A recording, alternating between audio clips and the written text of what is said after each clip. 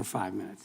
Thank you, Mr. Chairman. Mr. Lynn, 3 weeks ago, you issued a press statement, OMI statement on Elon Musk and Twitter, byline Washington. In response to Elon Musk buying Twitter, Open Markets Institute Director Barry Lynn issues the following statement, and I quote from there the second sentence. The Open Markets Institute believes that the deal poses a direct threat to American democracy and free speech. Do you remember that statement you issued? I do, Congressman. I was just curious, 19 months ago when Twitter locked out the New York Post out of their account because of the Hunter Biden story, was that a threat to free speech? I'd go back further, Congressman. Actually, in the summer of 2018, I made the case that when Facebook and Twitter were cutting off Alex Jones, I said that was a threat to democracy and free speech.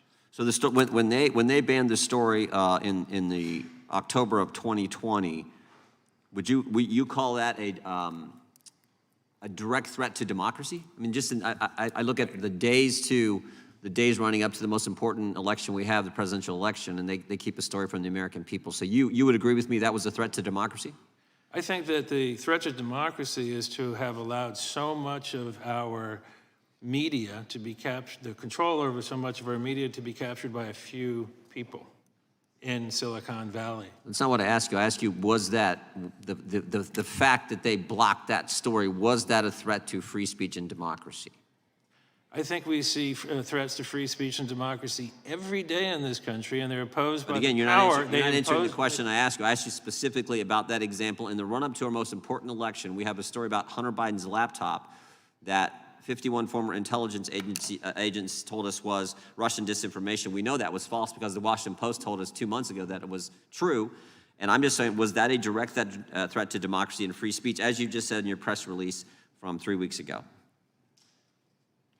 I don't think my press release from 3 weeks ago had anything to do with what you're talking about, but I do believe that, as I said before, the concentration of power in the hands of Mark Zuckerberg and the junta at Google Did you issue a press release last October? Is a fundamental danger to our democracy, and I actually have been thrilled by the ability of this committee. I just want to ask you a question. Did you to deal with this threat to our democracy? Did you issue a press release in October of 2020 when that story came out and the New York Post was locked out of their account? Did you issue a press release then saying this was a direct threat to democracy and free speach? No, I did not, sir. How about 2 months ago when the Washington Post told us that story was actually true, that the Hunter Biden laptop was actually real, the eyewitness, Mr. Bobulinski, was real.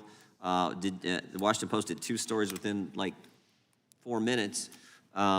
Did you issue a press release then saying that what happened before was no, direct attack on democracy? What we've been doing, Congressman, is focusing on the larger structural problems of our communications system, which also I know that this subcommittee has done a wonderful job of actually highlighting those problems and working to solve them.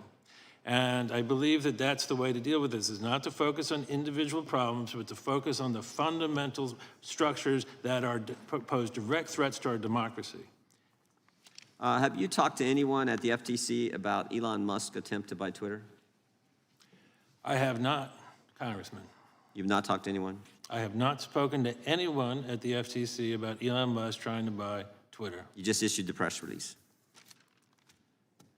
You know, I just want to, if there's any doubt about this, I am a huge fan of Elon Musk. I think he's done wonderful things for the world.